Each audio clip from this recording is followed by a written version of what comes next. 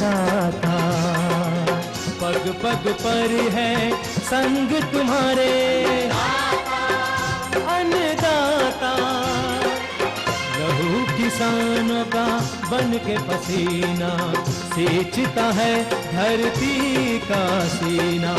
मेहनत का तेरी हक दिलवाने, नई तकनीक नई खोज बताने।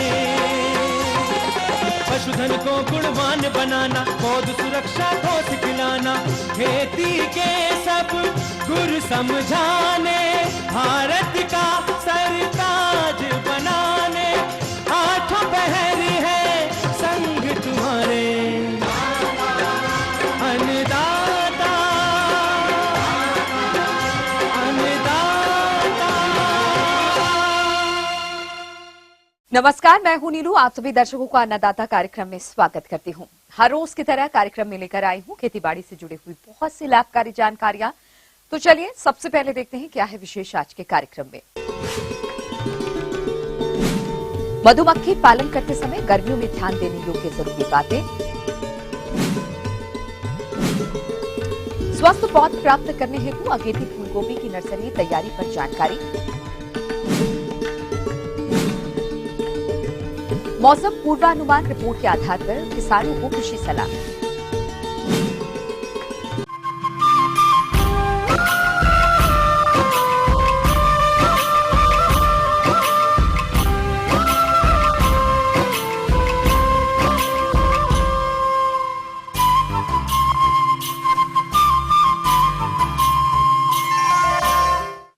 हमारे प्रदेश के जो किसान भाई मधुमक्खी पालन कर रहे हैं उनके लिए वर्तमान समय बेहद कठिनाई भरा होता है, क्योंकि इस समय एक तरफ तो गर्मी चरम पर होती है, वहीं दूसरी तरफ इन मधुमक्खियों के आहार के लिए पराग की उपलब्धता कम हो जाती है और ऐसी परिस्थिति में इनकी विशेष देखभाल करने की आवश्यकता होती है। तभी आप मधुमक्खियों को सुरक्षित बचा सकते हैं। तो मधुमक्खी पालक भाई इस समय किस तरह से करें इनकी देखभाल, इस बारे में जानकारी दे रही हैं कृषि विज्ञान केंद्र मुरैना की वैज्ञानिका डॉक्टर स्वाति सिंह। क्योंकि इस समय पर जो टेम्परेचर है वो बहुत अत्यधिक है और हमारी जितनी भी फसलें हैं, चाहे सरसों हो, बरसीम हो, ये सभी खत्म हो चुकी हैं और हमारे पास इस समय पर फूल उपलब्ध नहीं है। और फूल उपलब्ध ना होने के कारण इस समय पर मधुमक्खियों का प्रबंधन निश्चित ही कठिनाई पूर्वक होगा, जिसे हम किस प्रकार मधुमक्खियों के अनुकूल बना सकते हैं, इस विषय में मैं बताना चाहूंगी। किसान भाइयों, जैसा कि आप सभी जानते हैं कि अभी गर्मी का मौसम चल रहा है और यदि आपने इस समय मधु बाक्सों के रखरखाव में किसी भी तरह की लापरवाही की तो मधुमक्खियां बॉक्स छोड़कर भागने लगेंगी तथा आपको कम शहद की प्राप्ति होने से आर्थिक हानि का सामना करना पड़ेगा। इसलिए आप इन मधु बाक्सों का प्रबंधन और स्थानांतरण किस तरह से करें, आइए उस बारे में जान लेते हैं। अगर हमारे पास जगह है, पर्याप्त स्थान है, तो हमें सबसे पहले मधुमक्खियों को पेड़ की छायाओं में शिफ्ट करें। अगर हमारे पास स्प्रिंकलर की व्यवस्था है तो सुबह और शाम के समय हम स्प्रिंकलर चला दें, जिससे मधुमक्खियां प्रफुल्लित रहेंगी और गर्मी का प्रभाव भी कम रहेगा। पर्याप्त स्थान है, आसपास खेत हैं, तो हम ऐसे फूल जैसे रामतिल और धनिया, सहजन, गुलमोहर, बॉटल ब्रुश और हमारे आसपास अगर बगीचा है जहां नींबू, करौंदा, ऐसे स्थान पर हम चयन करें जहां हम बक्सों को रख सकें। समय समय पर अपने बक्सों को जब भी आप खोलें तो दिन के समय बिल्कुल ना खोलें, शाम के समय ही अवश्य खोलें। अगर पानी की व्यवस्था नहीं है तो हमारी जो अपायरी है उसके आसपास हम 3-4 मटके लटका दें और नीचे बोरी अवश्य रख दें।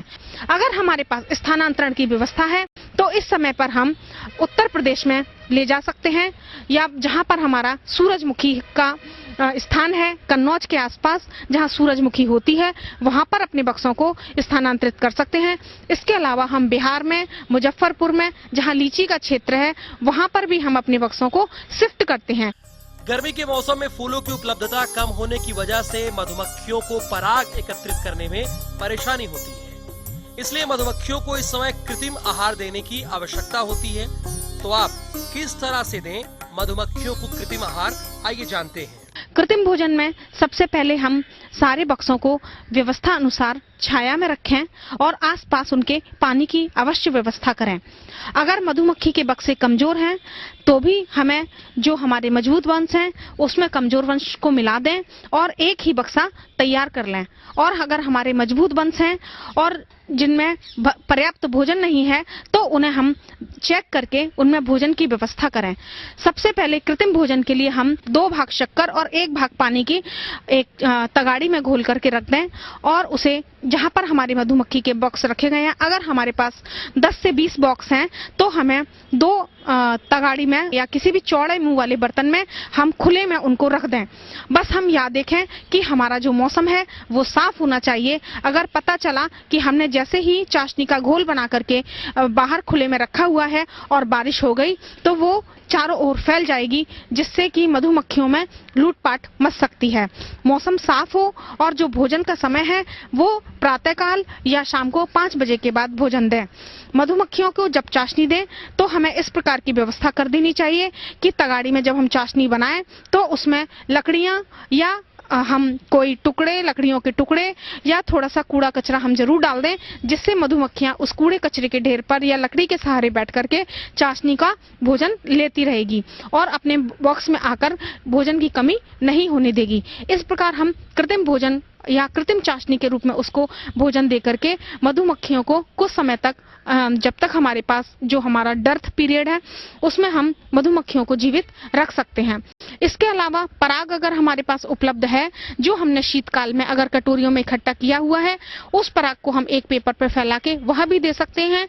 अगर हमारे पास पराग की व्यवस्था नहीं है, पराग के लिए हम मक्के का आटा, उसमें हम थोड़ा सा ईस्ट मिला दें और अगर हमारे पास थोड़ा सा बॉर्नवीटा वगैरह जो हम अपने बच्चों को देते हैं वह भी पाउडर हम मिला करके उसमें रख सकते हैं। बाजरे का आटा, मक्के का आटा चयन करें और उनमें थोड़ी सी शक्कर, पिसी हुई शक्कर, थोड़ा सा नमक, थोड़ा सा ईस्ट और हम बॉर्नवीटा का पाउडर मिला दें, जिससे मधुमक्खियां आकर के पराग को भी धीरे धीरे इकट्ठा खा करके अपने बॉक्स में इकट्ठा कर लेंगी।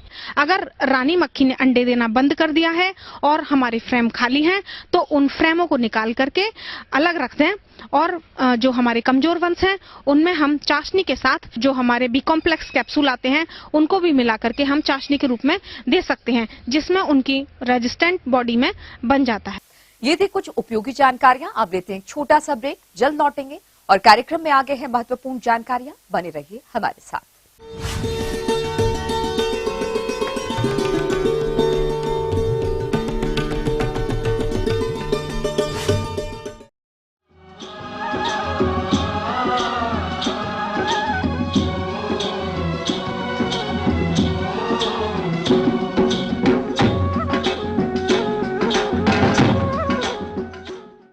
ब्रेक के बाद एक बार फिर से आप सभी दर्शकों का अन्नदाता कार्यक्रम में स्वागत है। बढ़ते हैं अगली प्रस्तुति की ओर।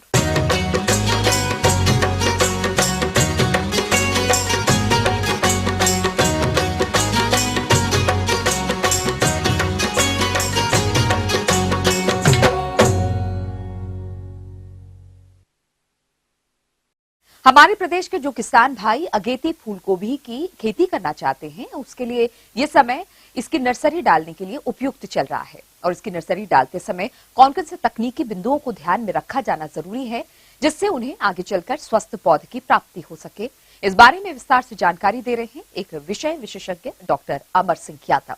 खरीफ मौसम में फूल गोभी की जो है नर्सरी तैयार करने के लिए सबसे पहले कल्टीवेटर से जो है या देसी हल से जो है उसकी जुताई कर लेते हैं। इसके बाद ही इसकी नर्सरी हम तैयार करते हैं। किसान भाइयों, इसकी नर्सरी तैयार करने के लिए सबसे पहले हम उसकी जो है क्यारियां तैयार करते हैं। किसी भी फसल की नर्सरी डालने से पूर्व उसकी क्यारियों की ठीक तरह से तैयारी करना बहुत ही जरूरी होता है, क्योंकि अगर किसान भाई क्यारियों की तैयारी करते समय किसी भी तरह की लापरवाही बरतते हैं तो उसका विपरीत प्रभाव उस फसल की पौध पर देखने में आता है। इसीलिए किसान भाई अगेती फूलगोभी की नर्सरी डालने से पूर्व उसकी क्यारियां बनाते समय तथा उसकी तैयारी करते समय कौन कौन से महत्वपूर्ण बिंदुओं को ध्यान में रखें, आइए जानते हैं। क्यारियाँ तैयार करने के लिए क्यारी की जो चौड़ाई रखते हैं लगभग 1 मीटर रखें और जो लंबाई उसकी जो है 4-5 मीटर तक हम उसको कर सकते हैं। एक बात ध्यान देते हैं कि उसमें जो है 1 भाग सड़ी गोबर की खाद, 1 भाग बालू, 1 भाग खेत की उपजाऊ मिट्टी को हम बराबर मात्रा में मिला लेते हैं। साथ साथ इस बात का ध्यान रखते हैं कि 2 क्यारियों के बीच में एक नाली अवश्य रखें। उस नाली का कार्य ये होगा, यदि हमको सिंचाई की आवश्यकता पड़े तो सिंचाई नाली के रूप में काम करना होगा। साथ साथ यदि उसमें जल भराव की दिक्कत आए तो जल निकास की नाली के रूप में प्रयोग करेंगे। अब बात आती है उन्नतशील प्रजातियों की। तो किसान भाई, फूल गोभी की फसल से अधिक पैदावार लेने के लिए अपने क्षेत्र अनुसार इसकी कौन सी उन्नत प्रजाति का चयन करें, आइए आपको बताते हैं। प्रजातियों के रूप में किसान भाइयों हम आपको बता दें कि अर्ली क्वारी, इनके अलावा कुछ प्रजातियां और भी हैं। इन प्रजातियों में से जो आपके पास उपलब्ध हो जाए उन प्रजातियों को लेकर के हम खरीफ के मौसम में इसकी नर्सरी डालें। नर्सरी डालने से पहले इस बात का ध्यान रखेंगे कि जो भी क्यारियां मैंने तैयार की हैं उन तैयार क्यारियों की मिट्टी को हम पहले उपचारित कर लें। उपचारित करने का 2 तरीके हो सकते हैं किसान भाइयों। सब पहला तरीका हो सकता है कि चूंकि हम जो है सनलाइट, सूर्य के प्रकाश से जो है उससे हम उसको उपचारित कर लें। वो किस तरीके से उपचारित करेंगे किसान भाइयों, इसमें क्या करेंगे कि हम काली पॉलीथीन लेकर के जो क्यारियां मैंने तैयार की हैं उन क्यारियों के चारों तरफ एयर टाइट करके हम जो है उसमें जब एयर टाइट कर लेंगे, हल्की उसमें नमी पहले से कर देंगे। नमी करने के साथ उसमें चारों तरफ से एयर टाइट करने से क्या होगा कि उसमें जो है जो भी हानिकारक बैक्टीरिया, फंगस उसमें होंगे मिट्टी में, वो सब जो है सूर्य के प्रकाश से पूरी तरह खत्म हो जाते हैं और हमारी मिट्टी उपचारित हो जाती है। दूसरा तरीका ये होता है कि हम ट्राइकोडर्मा के द्वारा भी उस क्यारी की मिट्टी को उपचारित कर सकते हैं। उसमें किसान भाइयों 1 केजी ट्राइकोडर्मा ले लें, लगभग 1 कुंटल सड़ी गोबर की खाद ले लें, उसको जो है लगभग 14-15 दिन के लिए हम जो है अपने छायादार स्थान में रख लेते हैं। ऊपर से टाट की बोरी से ढक देते हैं और ऊपर से हल्का हल्का पानी छिड़कते रहते हैं जिससे उसमें नमी पर्याप्त मात्रा में बनी रहे। इससे कि जब उसमें फफूंदी फैल जाती है उस फफूंदी वाली खाद को हम जो क्यारियां हमारे तैयार हुई हैं उन तैयार क्यारियों में हम फैला देते हैं, जिससे कि हमारी तैयार क्यारियों की मिट्टी उपचारित हो जाती है और जो है हमारी क्यारियां तैयार हो जाती हैं। किसान भाइयों, किसी भी फसल की बुआई के पहले उसके बीजों का शोधन करना बहुत जरूरी है, क्योंकि बीज शोधन कर लेने से फसल में फफूंदी जनित रोगों का प्रकोप काफी हद तक कम हो जाता है। इसीलिए आप फूल गोभी के बीजों का शोधन करने के पश्चात उसके बीजों को क्यारियों में कितनी दूरी पर लगाएं, आइए जानते हैं। बीज शोधित करने के लिए जो है 2-2.5 ग्राम आप जो है कार्बेंडाजिम पर किलोग्राम बीज के हिसाब से प्रयोग करते हैं, या फिर जो है ट्राइकोडर्मा से भी बीज शोधित कर सकते हैं हम लोग। इसमें जो है करने के साथ ही बीज की बुवाई करें। बीज की बुवाई करने के लिए किसान भाइयों हम क्या करेंगे कि 1 मीटर लंबी रॉड लेते हैं। उस रॉड को जो है हम उस क्यारी की साइड से दबाते जाते हैं जिससे कि रो बन जाती है। रो के बीचों बीच में हल्का सा जो है हम बीज की बुवाई करते जाते हैं। ऊपर से पत्ती वाली खाद या महीन जो है गोबर की खाद से ढकते जाते हैं। ढकने से क्या होगा कि उसमें जो है सनलाइट का प्रभाव कम होगा, नमी हमारी संरक्षित बनी रहती है और जो है ऊपर से पुआल या किसी से ढक देते हैं जिससे भी जो है हमारी नर्सरी सुरक्षित बनी रहती है। और जो है ऊपर से हल्का सा हजारे से किसी से पानी डालते रहते हैं जिससे कि जो है सही तरीके से सही समय पर जैसे ही नर्सरी अंकुरित हो जाती है तो धीरे धीरे उसको हटा के अलग कर देते हैं और लगभग 25 से 30 दिन में हमारी नर्सरी तैयार हो जाएगी। फिर अपने खेत में जाके हम उसको रोपित कर सकते हैं।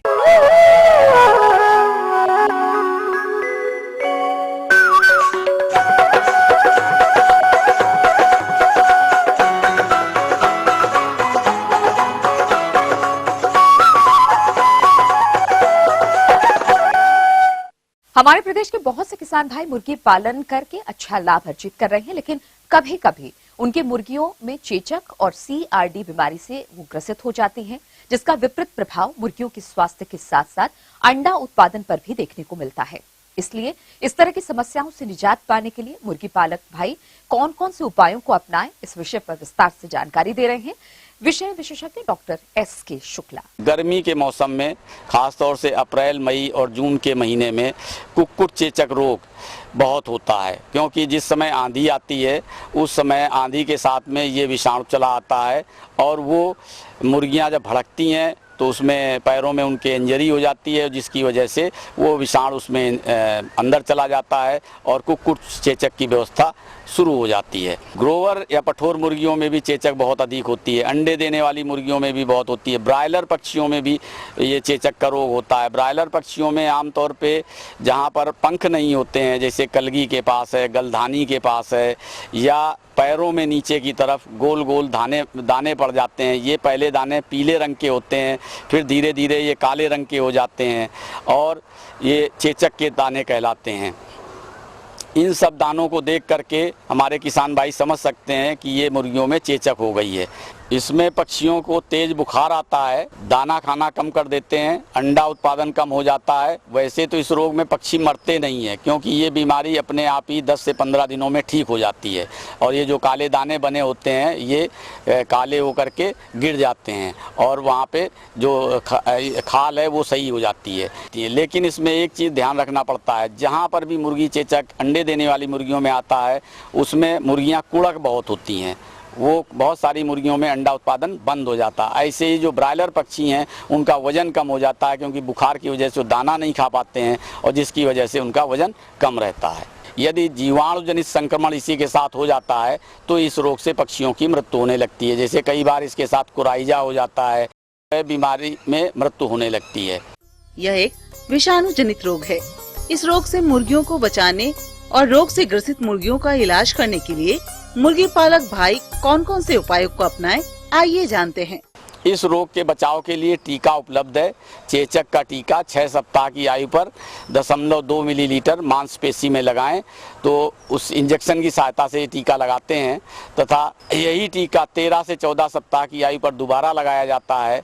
एक बार चेचक फैल जाए तो इसके लिए एक तो गूगल का धुआं करना चाहिए, लोबान का धुआं करना चाहिए कुक्कुट गृह में सुबह शाम 2 बार। विटामिन मिश्रण पिलाना चाहिए, विटामिन का मिश्रण है उसकी मात्रा बढ़ा दें और पानी में पिलाएं। दाने पानी में एंटीबायोटिक का प्रयोग कर सकते हैं, इसमें ऑक्सीटेट्रासाइक्लिन है या पेनिसिलिन है, एम्पिसिलिन है, इनमें से कोई भी एक एंटीबायोटिक पिला सकते हैं। इसके अलावा होम्योपैथिक एक दवा उपलब्ध है जिसको हम थूजा 200 के नाम से जानते हैं। ये 10 मिलीलीटर से 20 मिलीलीटर तक दिन में एक बार 100 चूजों के हिसाब से पिला सकते हैं। यदि ये दवा 5 से 7 दिनों तक पिलाएंगे तो ये दाने जल्दी से ही समाप्त हो जाएंगे और मुर्गियों में चेचक रोग ठीक हो जाएगा। कुक्कुट चेचक के अलावा मुर्गियों में, ब्रायलर पक्षियों में, अंडे देने वाली मुर्गियों में एक सीआरडी रोग होता है जिसको हम कहते हैं श्वसन तंत्र का चिरकारी रोग। ये रोग भी गर्मी के मौसम में तीव्रता पकड़ता है। वैसे तो ये जाड़े के मौसम में भी रहता है और इसके लिए कोई मौसम की वो नहीं है, लेकिन गर्मी जब बहुत तेज़ पड़ती है, जब लू चलती है और बारिश हो जाती है तो उसमें इस रोग के फैलने की संभावना बढ़ जाती है।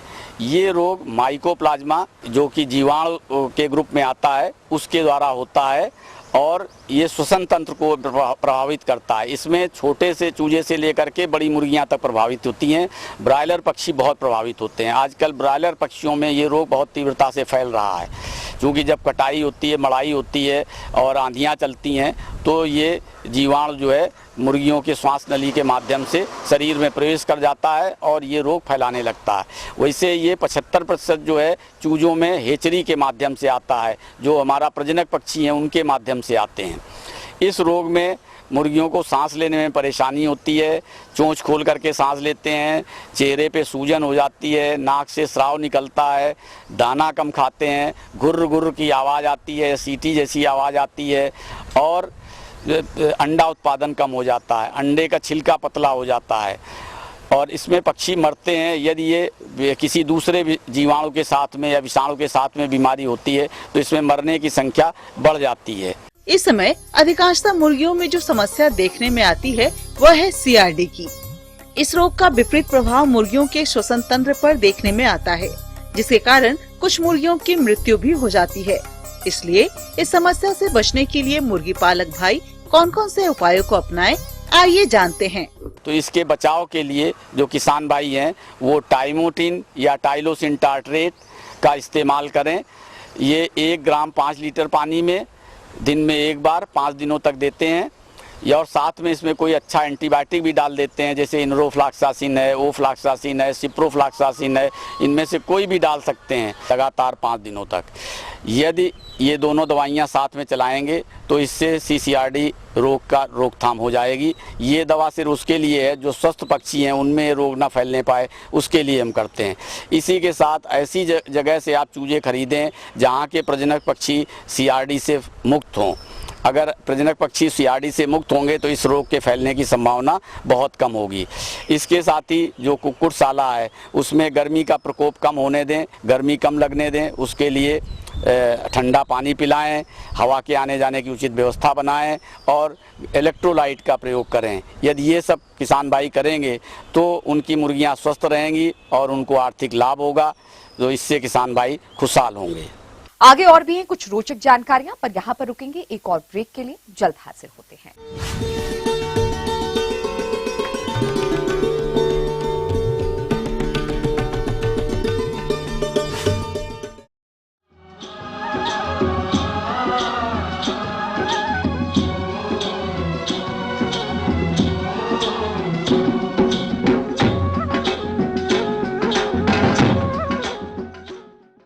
ब्रेक के बाद आप सभी दर्शकों का स्वागत है। चलिए अब रुक करते हैं अगली कड़ी की ओर।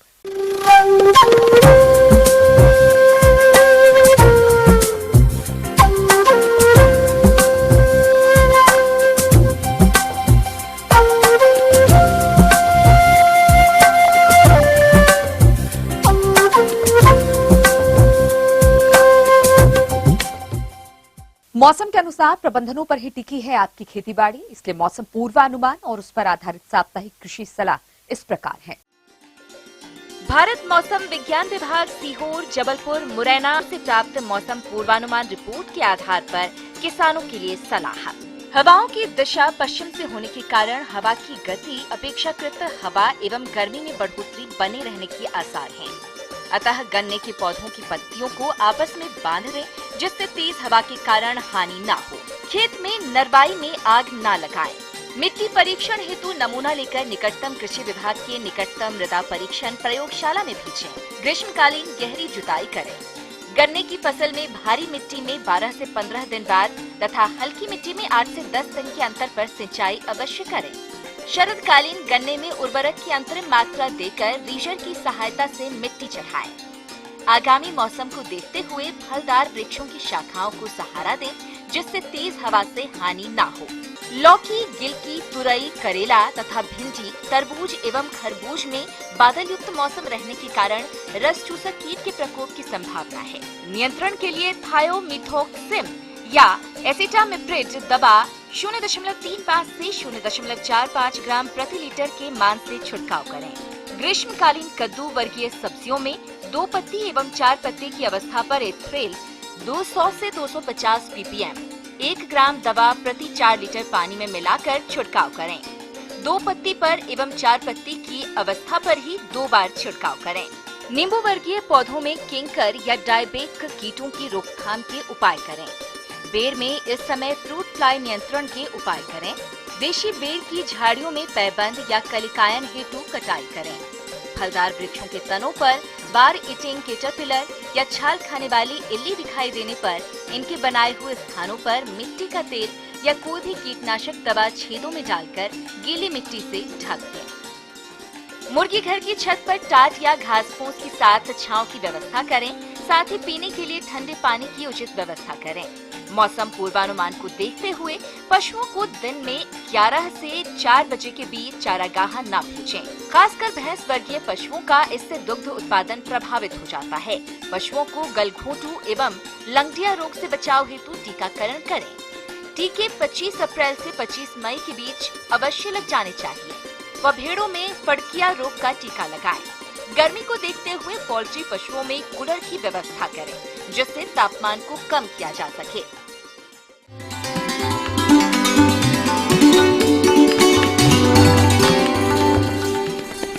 अन्नदाता हेल्पलाइन निःशुल्क फोन संपर्क सेवा के माध्यम से आपके द्वारा पूछे गए कृषि से जुड़े प्रश्नों में से 1 या 2 महत्वपूर्ण प्रश्न को हम अपने कार्यक्रम में शामिल करते हैं और इसी के तहत आज का चयनित प्रश्न और उसका जवाब इस प्रकार है। अन्नदाता निशुल्क फोन संपर्क सेवा के माध्यम से पूछे गए प्रश्नों में से आज हमने जिस प्रश्न को कार्यक्रम में शामिल किया है उसे पूछा है ग्राम सिकरौदा जिला मुरैना के कृषक संदीप सिकरवार ने। यह रासायनिक उर्वरकों की जांच के बारे में संपूर्ण जानकारी चाहते हैं। तो संदीप सिकरवार जी, आपकी जानकारी हेतु प्रस्तुत है कार्यक्रम का यह अंश। तो जैसे कि आप जानते हैं यूरिया की पहचान के लिए आप अगर ये चमकदार दाने के रूप में हो, कहने का मतलब कि ये आपस में चिपका हुआ नहीं हो, दाना उसका वो चमकता दिखाई दे तो अच्छा माना जाता है। अगर यूरिया में आपको पाउडर दिखाई दे तो आप ये समझ लीजिए कि इसमें मिलावट है या यह यूरिया बहुत ही पुराना है, इसमें पाउडर के रूप में नहीं होना चाहिए। इसके अलावा अगर आप यूरिया को पानी में घोलते हैं तो जो उसका घोल होता है, अगर उस घोल को आप हाथ लगाकर देखेंगे तो आपको ठंडक महसूस होगी। तो इससे ये सिद्ध हो जाएगा कि यूरिया जो है शुद्ध है और अच्छा है। इसके बाद डाई की बात आती है, डीएपी की बात आती है। इसका रंग सफ़ेद हो सकता है, भूरा हो सकता है, काला हो सकता है, ये नहीं चलता है। लेकिन किसान बंधु, अगर आप जानना चाहते हैं कि जो डाई है वो शुद्ध है कि नहीं, तो इसका एक सिंपल तरीका है। आप डाई को सीमेंट के जो फर्श होते हैं उस पर रख करके और पैर में जूते पहन करके अगर उसको फर्श पर रगड़ेंगे तो करकराहट की आवाज़ आती है, जो इसकी शुद्धता की पहचान वो बताती है। कि जो म्यूरेट ऑफ पोटाश होता है इसमें अधिकतर मिलावट की शिकायत रहती है। इसका भी सिंपल है, एमओपी को डिस्टिल वाटर में घोल देंगे। घोलने के बाद आप देखेंगे कि यह पूरी तरह से घुल जाता है और पानी के ऊपर में कुछ तैरते रहते हैं, तो इसे शुद्ध माना है। अगर यह अशुद्धियाँ इसमें होगी तो ये क्या करेगा, नीचे जाकर के बैठ जाएगा। जब आप देख रहे हैं कि म्यूरेट ऑफ पोटाश को डिस्टिल वाटर में घोलने पर यह जमीन मतलब ये जो तल होता है तल में बैठने लगे तो समझे कि इसमें अशुद्धियाँ है, ये अशुद्ध है। क्योंकि जो शुद्ध होगा वो पूर्ण रूप से डिस्टिल वाटर में घुल जाएगा और ऊपर में आपको इसके कुछ जो सफ़ेद कण हैं और लाल तरफ दिखाई देंगे, ये नीचे जाकर के बैठेगा नहीं। तो इससे भी आप पहचान कर सकते हैं कि जो आपने म्यूरेट ऑफ पोटाश लिया है वह शुद्ध है कि नहीं।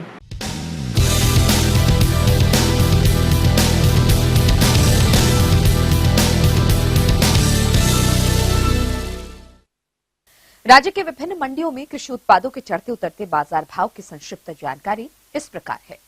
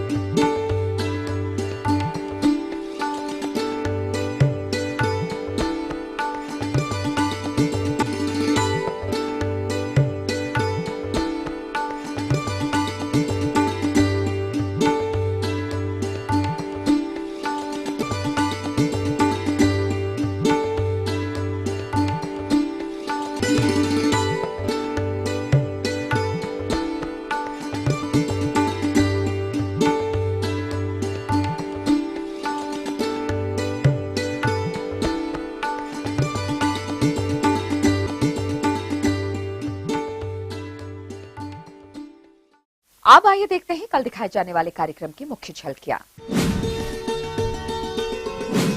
सॉइल हेल्थ कार्ड के अनुसार उर्वरकों का प्रयोग कर खेतों से ले अधिक उपज। अदरक की भरपूर उपज देने वाली किस्में और वैज्ञानिक बुआई विधि। हम ये उम्मीद करते हैं कि आज का कार्यक्रम आप सभी दर्शकों के लिए उपयोगी रहा होगा। किसान भाइयों, अन्नदाता आपकी सेवा के लिए संकल्परत है।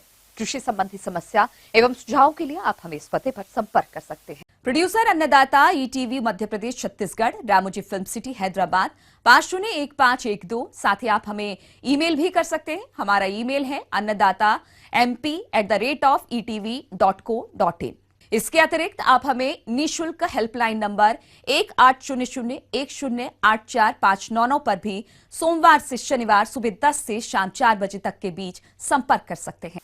फिलहाल अन्नदाता की पूरी टीम को दीजिए इजाजत। कल फिर इसी समय आपसे मुलाकात होगी कृषि संबंधी कुछ और महत्वपूर्ण जानकारियों के साथ। तब तक के लिए नमस्कार।